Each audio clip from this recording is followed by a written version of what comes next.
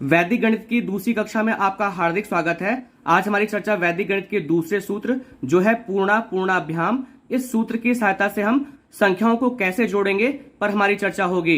लेकिन उससे पहले मैं आपको पुनः बताना चाहूंगा, हमने आपको पिछले वीडियो में बताया था कि जोड़ने की जो वैदिक विधियां हैं वो 3 हैं। उसमें जो पहली विधि है वो है एकाधिकेन पूर्वेण, दूसरी जो विधि है वो है पूर्णाभ्याम और जो तीसरी विधि है वो है संकलन व्यवकलनाभ्याम। तो देखिए, पिछले वीडियो में हमने जो पहला सूत्र था एकाधिकेन पूर्वेण, इस पर हमने चर्चा कर ली और इस सूत्र की सहायता से आप संख्याओं को कैसे जोड़ेंगे वो हमने आपको पिछले वीडियो में बताया था। अगर आप वो वीडियो देखना चाहते हैं तो इस वीडियो के डिस्क्रिप्शन बॉक्स में उस वीडियो का लिंक है, आप उस वीडियो को देख सकते हैं। आज हमारी चर्चा दूसरे सूत्र पर होगी, पूर्णाभ्याम, यानी कि इस सूत्र की सहायता से आप संख्याओं को कैसे जोड़ेंगे, वो किस तरह की संख्याएं होंगी जिसे आप इस सूत्र की सहायता से जोड़ सकते हैं, पर हमारी चर्चा होने वाली है। और जो नेक्स्ट वीडियो होगा उसमें हम तीसरे सूत्र की सहायता से संख्याओं को जोड़ेंगे। पूर्णाभ्याम सूत्र की सहायता से आप संख्याओं को कैसे जोड़ेंगे, उससे पहले हम इस सूत्र का अर्थ समझ लेते हैं कि इस सूत्र का अर्थ क्या होता है। देखिए, जो पूर्णाभ्याम सूत्र है, अगर हम इसका संधि विच्छेद करें तो संधि विच्छेद करने पर हमें मिलेगा पूर्ण धन अपूर्णाभ्याम।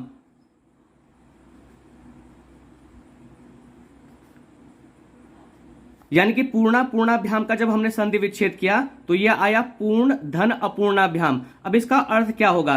देखिए, पूर्ण का अर्थ तो आप समझते ही हैं कि पूर्ण का अर्थ होता है कंप्लीट, और अपूर्णाभ्याम का मतलब होता है कि जो चीज अपूर्ण हो, मतलब पूर्ण न हो। तो देखिए, पूर्णाभ्याम सूत्र का जो शाब्दिक अर्थ हुआ वो हुआ पूर्ण एवं अपूर्ण से। यानी कि इस सूत्र की सहायता से जिन सवालों को हम हल करने वाले हैं उसमें पूर्ण और अपूर्ण का कॉन्सेप्ट लेके चलेंगे। जब हम क्वेश्चंस को सॉल्व करेंगे तब आपको एग्जैक्टली इसका मीनिंग समझ में आएगा। दूसरी तरह से हम इस सूत्र का अर्थ कह सकते हैं पूर्ण या अपूर्ण।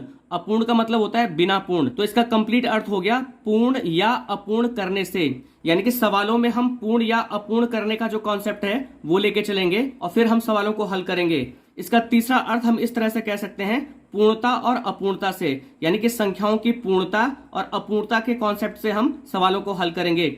और इंग्लिश में अगर इसका अर्थ समझे हम तो वो है by completion and non completion, यानी कि पूर्णता और अपूर्णता से। बाय मतलब क्या होता है? से होता है। तो देखिए, हमने पूर्णाभ्याम सूत्र का आपको अर्थ बताया और इसमें 2 मेन वर्ड आए, एक वर्ड आया पूर्ण और दूसरा वर्ड आया अपूर्ण। अब देखिए, पूर्ण और अपूर्ण के कॉन्सेप्ट से आप सवालों को कैसे हल करेंगे हम आगे समझते हैं। लेकिन उससे पहले आपको एक इंपॉर्टेंट चीज बतानी है, आप इसे यहां भी समझ लीजिए और आगे जब हम गुणा के सवाल करेंगे, भाग के सवाल करेंगे, तो वहां पर भी ये कॉन्सेप्ट आपको जानना होगा। तो ये बहुत इंपॉर्टेंट चीज आपको वैदिक गणित की बताई जा रही है, उसे आप समझ लीजिए। देखिए, वैदिक गणित में मैक्सिमम सवाल को सॉल्व करने के लिए हमें पूरक संख्याएं या परम मित्र संख्याओं को जानना होता है। अब देखिए, जो पूरक संख्याएं होती हैं या परम मित्र संख्याएं क्या होती हैं, इसे आप समझ लीजिए। देखिए, जैसे हमारे पास कोई नंबर है 2, तो 2 का परम मित्र अंक क्या होता है? आप 2 में ऐसी कौन सी संख्या जोड़ेंगे कि ये 10 के बराबर आ जाए? तो जब आप 2 में 8 को जोड़ेंगे तो ये योग कितना आ जाएगा आपका? 10 आ जाएगा। तो हम यहां पर कहते हैं कि 2 का जो पूरक है वो 8 है, या हम ये कहेंगे कि 8 का जो पूरक है वो क्या है? 2 है। 2 में किसको जोड़ने से 10 आया? 2 में 8 को जोड़ने से 10 आया, इसलिए 2 का पूरक कितना हो जाएगा? 8 हो जाएगा। इसी तरह से 8 में आप क्या जोड़ेंगे कि वो 10 आ जाए? तो 8 में जब आप 2 जोड़ेंगे तो वो 10 आ जाएगा। यानी कि 8 का जो पूरक हुआ वो 2 हुआ और 2 का जो पूरक होता है वो 8 होता है। ठीक इसी तरह से अगर आपको 1 का पूरक चाहिए तो 1 में आप क्या जोड़ेंगे कि 10 हो जाए, तो 1 में जब आप 9 को जोड़ेंगे तो वो 10 आता है। यानी कि 1 का पूरक कितना हो गया? 9 हो गया। इसी तरह से अगर हम आपसे पूछें कि 0 का पूरक क्या है, 0 में आप क्या जोड़ेंगे कि 10 आ जाए, तो 0 में जब आप 10 जोड़ेंगे तो ये आपका 10 आ जाता है। यानी कि 0 का पूरक 10 हुआ और 10 का पूरक क्या हुआ? 0 हुआ। अब देखिए, पूरक संख्याओं के साथ में हमने यहाँ पर परम मित्र संख्याएं लिखा था, तो जो पूरक संख्याएं होती हैं उन्हें परम मित्र संख्या भी कहा जाता है। तो आप यहाँ पर जो पूरक संख्याएं या परम मित्र संख्या का जो कॉन्सेप्ट है वो आप समझ गए होंगे। अगर मैं आपसे पूछूं कि 1 का पूरक क्या है तो आप बताएंगे 9, 2 का पूरक क्या होगा? 8 होगा, 3 का पूरक क्या होगा? 7 होगा, 4 का पूरक क्या होगा? 6 होगा। इसी तरह से 5 का पूरक क्या होगा? 5 होगा। 6 का पूरक क्या होगा? 4 होगा। 7 का पूरक 3 होगा। 8 का पूरक 2 होगा। 9 का पूरक 1 होगा और 0 का पूरक क्या होगा आपका? 10 होगा। तो आपको ये जो पूरक संख्याओं का कॉन्सेप्ट है या परम मित्र संख्याओं का जो कॉन्सेप्ट है, इसे आपको याद रखना होगा कि वैदिक गणित के जब हम आगे सवाल करेंगे तो इसकी सहायता से हमें सवालों को हल करना होगा। अब एक चीज आप यहां पर और समझिए कि अगर हम 10 का गुणक ले लें, यानी कि 10 का हम मल्टीपल ले लें, तो 10 के मल्टीपल कौन होते हैं? जो 10 के पहाड़े में आते हैं या जो 10 के टेबल में आते हैं।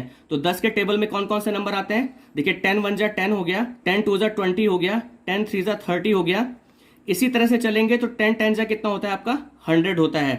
तो अगर हम इसमें एक संख्या 100 ले लें, यहां पर हमने 100 ले लिया। अभी देखिए, अभी हम 10 के आधार पर परम मित्र संख्याओं का चुनाव कर रहे थे, और अगर अब हमें 10 का गुणक क्या है, यानी कि 10 का मल्टीपल क्या है आपका? 100 है। तो अगर हमें 100 के आधार पर परम मित्र अंकों को ढूंढना होगा तो उसका एग्जाम्पल क्या हो सकता है? जैसे देखिए, एक नंबर हमारे पास 35 है, तो 35 में हम क्या जोड़ें कि वो 100 आ जाए, यानी कि 100 आ जाए। तो देखिए, जब आप 35 में 65 को जोड़ेंगे तो देखिए 35 और 65 कितना हो जाएगा आपका? 100 हो जाएगा। तो जब आप 100 को लेंगे, यानी कि 100 को जब आप आधार लेंगे, यहां हमने आधार 10 लिया है, यहां पर आधार हमने 100 लिया है। तो जब आपका 100 आधार होगा तो उस समय 35 का जो परम मित्र होगा या जो 35 का पूरक संख्या होगा वो कितना होगा? 65 होगा। और 65 का पूरक कितना होगा? 35 होगा। इसी तरह से अगर मैं आपसे पूछूं कि 25 का पूरक क्या है, जब हम आधार 100 ले रहे हैं, यानी कि 100 के केस में 25 का जो पूरक संख्या होगा या इसका जो परम मित्र होगा वो क्या होगा? तो जवाब आएगा 75। यानी कि 25 को जब आप 75 के साथ में जोड़ेंगे तो कितना आ जाएगा आपका? 100 आ जाएगा। तो इस कॉन्सेप्ट को आप याद रखिए। अब हम इसी की सहायता से क्या करने वाले हैं? पूर्णाभ्याम सूत्र की सहायता से सवालों को हल करने वाले हैं। मैं पहले आपको एक छोटा सा एग्जाम्पल दे रहा हूं, उसके बाद जो बड़े एग्जाम्पल होंगे हम उसे सॉल्व करेंगे। अब देखिए, यहां पर हमने एक छोटा सा सवाल लिया है, 46 + 13 + 54। अगर आपको इसको जोड़ना हो या अगर आप बच्चे को इस सवाल को जोड़ने के लिए देते हैं तो सिंपली आप लोग क्या करेंगे? 46 में आप 13 जोड़ेंगे, जो आएगा उसमें आप चमन को जोड़ेंगे। लेकिन थोड़ा सा अगर हम ध्यान दें तो जो हमारा सूत्र है पूर्णाभ्याम, और इसका अर्थ हमने आपको बताया पूर्ण एवं अपूर्ण से, कि हमें पूर्ण और अपूर्ण का कॉन्सेप्ट लेके चलना है और साथ में आपको पूरक संख्याओं का कॉन्सेप्ट लेके चलना है। तो आप यहां पर ध्यान दें, अगर आप यहां पर थोड़ा सा ध्यान देंगे तो देखिए 46 और 54 को अगर आप गौर से देखें तो अगर आप 46 और 54 को जोड़ते हैं तो ये एक दूसरे के पूरक हैं, क्योंकि जब आप 46 और 54 को जोड़ेंगे और आधार अगर आप 100 लेते हैं तो 46 और 54 को जोड़ने पे कितना आएगा आपका? 100 आएगा। यानी कि 46 और 54 एक दूसरे के क्या हुए? पूरक हुए या परम मित्र हुए। किस केस में? जब आपने आधार कितना लिया है? 100 लिया है। तो इस सवाल को हल करने के लिए सबसे पहले आपको यह देखना होगा कि किन दोनों संख्याओं को जोड़ने पर 100 आ रहा है। तो उसके बाद आपको क्या करना है कि 46 और 54 को एक साथ में लिख लेना है और 13 को आप अलग लिख दीजिए। तो 46 54 आपने जोड़ा तो कितना आ गया? 100, और ये हो गया +13, और इसको जोड़ने के बाद कितना आ जाएगा? 113। तो आप सोचिए, ये तो एक छोटा सवाल था, लेकिन ये छोटा सवाल जब आप 46 में 13 जोड़ते, जो आता उसमें 54 जोड़ते, तब जितना समय लगता, और जब हमने ये वाला कॉन्सेप्ट लिया तब जब हमने सवाल को जोड़ा तो निश्चित रूप से समय कम लगेगा और जो बच्चे की तार्किक शक्ति है उसका विकास होगा। वो ये भी समझ पाएगा कि अगर इस तरह से हम संख्याओं को जोड़ें तो संख्याओं को जोड़ने में कम समय लगेगा। और एक कंसेप्ट और डेवलप होगा कि जोड़ने के केस में हम जरूरी नहीं है कि संख्याओं को लाइन से जोड़ें, हम आगे पीछे की संख्याओं को भी आपस में जोड़ सकते हैं, उससे जोड़ में कोई फर्क नहीं पड़ने वाला है। अब आइए हम आपको एक दूसरा एग्जाम्पल देते हैं, थोड़ा बड़ा एग्जाम्पल देते हैं, और तब आप देखिएगा कि इस विधि से सवालों को हल करने में कितना कम समय लगता है। अब देखिए, हमारे पास एक दूसरा सवाल है। अगर आप सिंपली बच्चे को इसे जोड़ने के लिए कहेंगे तो वो इन संख्याओं को लाइन से वर्टिकली लिखेगा और उसके बाद जोड़ेगा, तो जोड़ने में बड़ी कठिनाई होगी और समय भी बहुत ज्यादा लगेगा। तो अगर आपने इस तरह के सवालों की प्रैक्टिस करवाई है, यानी कि पूर्णाभ्याम सूत्र से अगर आपने सवालों की प्रैक्टिस कराई है, तो बच्चा इस सवाल को देखते ही समझ जाएगा कि मुझे इसको कैसे सॉल्व करना है।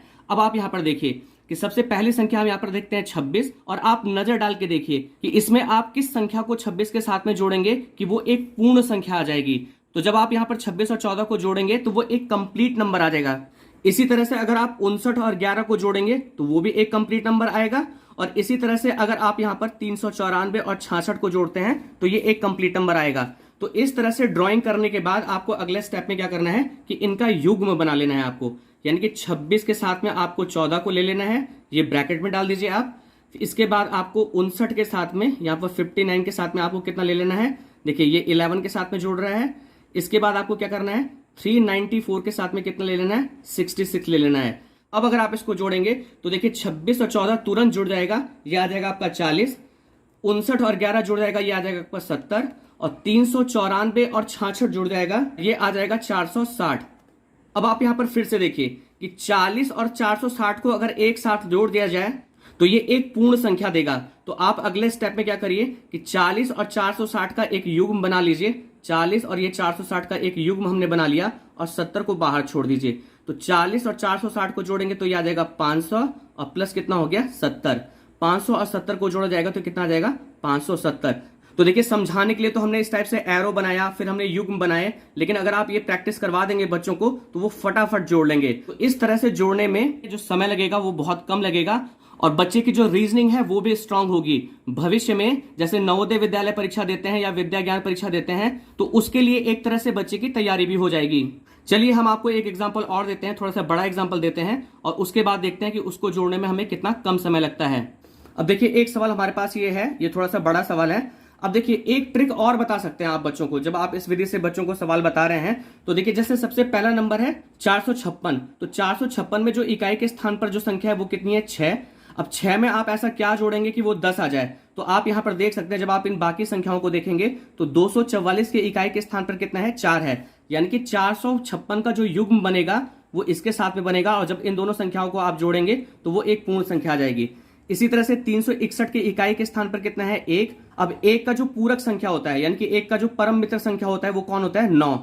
तो ऐसी कोई संख्या है क्या जिसमें इकाई के स्थान पर 9 है, तो वो है 119। तो 361 को अगर आप 119 के साथ में जोड़ेंगे तो वो एक पूर्ण संख्या आ जाएगा। अब देखिए यहां पर 11 अकेला बच गया तो इसे आप अकेले छोड़ दीजिए। अब आप युग्म बना दीजिए। तो 456 में जब आप कितना जोड़ रहे हैं 244 जोड़ रहे हैं तो एक युग्म बना, और 361 में आप कितना जोड़ रहे हैं 119 जोड़ रहे हैं तो एक युग्म बना और 11 आपने अलग छोड़ दिया।